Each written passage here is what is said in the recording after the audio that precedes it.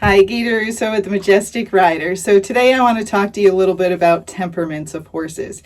Each horse, when it's born, has a different temperament, and it usually comes from the mare and the stallion that it was bred from. Some horses end up with great temperaments. They're very calm and willing and easy to train.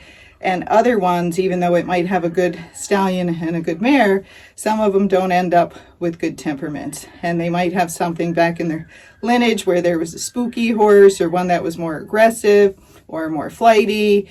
And it ends up with that kind of temperament. And then what you're trying to do is trying to make the horse the best that you can. Lots of people send me horses for training. And the reason I bring temperament up is I can train the horses. I can make them much better than they are, but what I can't do is change their temperament. And that's why I buy and sell horses myself, because people many times pick the wrong temperament. They pick a gait that's not so good, and bad conformation, etc. So that's why I buy and sell horses as well. But many people send me the horses and then they say, I want you to make them like your horse, and I want you to make it like that Rocky over there that's totally calm, or the walking horse that accepts everything, or the foxtrotter that was calm at 2 and now he's 15 and he's still perfectly fine and hasn't had any issues. But that's what I can't do. I can't change that horse's temperament. It's the same with people. We're all born with a personality. You can see it as a baby, and then as it progresses, some of us are more needy, or some of us are a little bit more, get upset easier, and other ones are laid back and just really don't care about much at all and just go with the flow. We all wish we were like that, but many of us aren't. So it's the same with horses. Again, they can learn, they can improve, but what they can't do is change their temperament.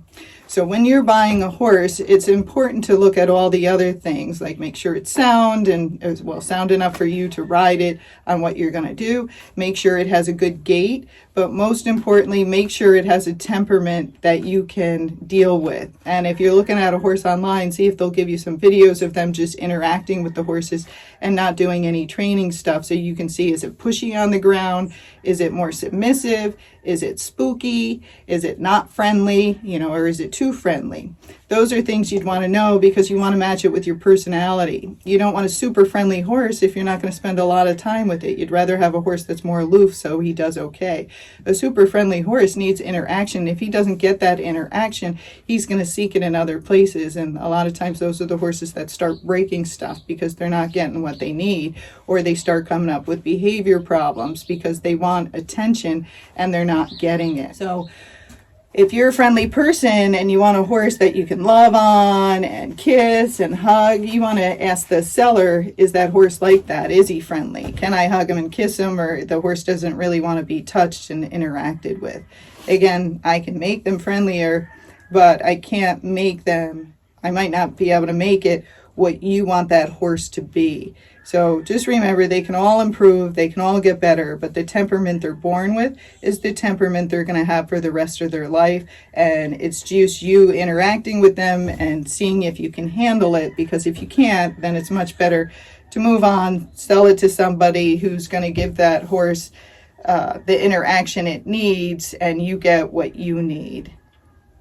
Okay, hope that helps with some of you that are looking at horses. Don't forget, temperament is very important, and that's why when I choose horses, I'm looking for gait, I'm looking for conformation, but I always look for a calmer temperament if it's a horse I'm going to sell. If it's my own horse, I might have a hotter temperament, which I have one that does.